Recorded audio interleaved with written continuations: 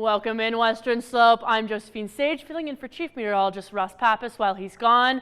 Let's jump into Monday night's forecast. If we want to take a look at our weather headlines, folks, we've got overcast skies from today, and that's going to roll into tomorrow as well as even into Wednesday. And with those overcast skies, we've got some storms anticipated for tonight, and we've also got some storms that are going to continue to hang out with us at least until Wednesday afternoon. And these kind of storms are going to leave us with some mixed precipitation. Here in Grand Junction and Montrose, we're really only going to expect some rain because we're going to be sticking around with these warmer temperatures.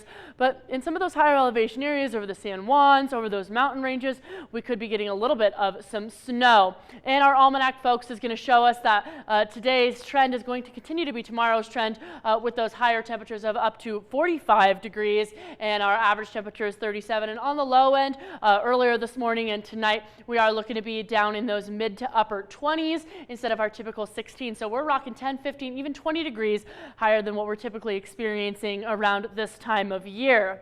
And I do want to get into just kind of our overall setup for tomorrow. We've got a lot of this precipitation hanging along the west coast. These temperatures are looking to be warmer there as well. We're in those low 60s, those high 50s, but a lot of this rain coverage is going to continue as it moves across Nevada and into Utah. Tomorrow morning, we're expecting the system to continue to aid with this flooding and extreme snow. And in the afternoon time, the system is going to move onshore, and this precipitation heavily is going to continue across Utah, across Nevada, and in those higher elevation areas, we are going to get that snow chance up to 5, even 8 inches. And as it moves towards us here in Colorado, we're going to have some of those higher elevation areas, even closer to New Mexico, get that chance for precipitation. And it's not going to be as strong as it moves on into the western slope. Those storms are going to dissipate, but keep in mind that over the San Juans, we could be getting up to 8 inches of snow. Over the mountain ranges, like I said, we're also expecting snow up to 5 inches is expected. And over those front range areas, we could be getting up to 3 inches. But again, for us here in the valleys, it's really only going to stay at rain. We're not going to have too much of that accumulation, but we'll continue to track that accumulation as it moves on in. And tonight, folks, our temperatures are going to get down to that 34-degree mark in Grand Junction, as well as in Montrose. Further east of us in those areas that are going to get some snow, we're looking to be in those sub-freezing areas. 31 in Glenwood Springs, a nice 27 in Aspen, and a nice 15 in Gunnison, which is why it's still going to stay rain for us here in the valleys, but in those higher elevation areas where it's cooler, it is going to turn into some snow.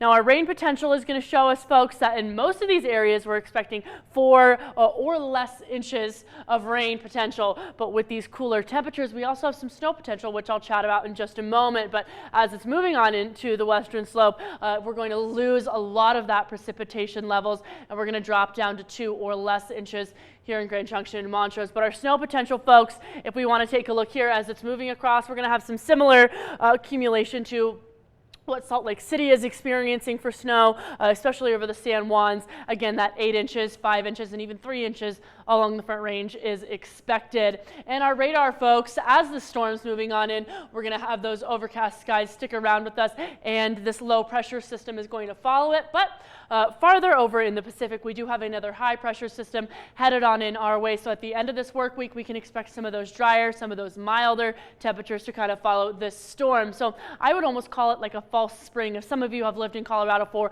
a little while, or you're born and raised here, you might know that during these January and February months, we get kind of those those warmer, drier airs moving on in, and then just around the corner is when we're going to get some of those temperatures that again remind us of winter instead of that springtime. So keep that in mind. And a look ahead, folks, we've got these strong atmospheric ways kind of moving on in from that California area, bringing on in a lot of this rain, a lot of this snow chance, and it's going to continue across those plains and move towards that east coast throughout the rest of the week. Tuesday is going to bring us this strong system that moves into the western U.S. Tomorrow, which is what's going to bring us that snow, that rain tomorrow, especially in those higher elevation areas. And then it's going to continue and kind of dissipate as that flow moves further north of us and kind of brings it on down towards that Great Lake throughout the week. And our afternoon highs tomorrow, folks, as that storm moves on in, going to be in those mid to upper 40s. And for the rest of the week, we're going to be rocking around in those low to mid 40s. 40s as well, even throughout the weekend, where again, like I said, on Sunday, we're going to get that second round of precipitation. Stay dry, Western Slope.